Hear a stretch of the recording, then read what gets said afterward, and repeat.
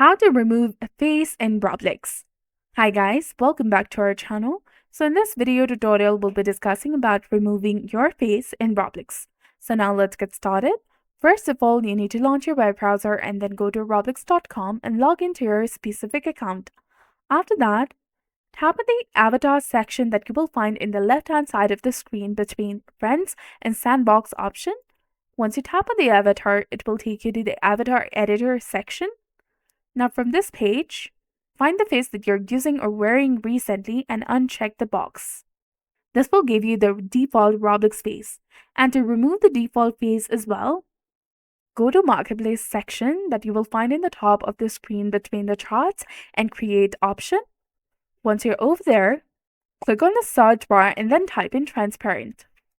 Now look for the transparent head item or the similar item and try it on and equip the transparent head to your avatar. This will make your face invisible. And that's it. So this was all about it. If you found this guide helpful, please like, share, and subscribe. Thanks for watching. See you in the next one.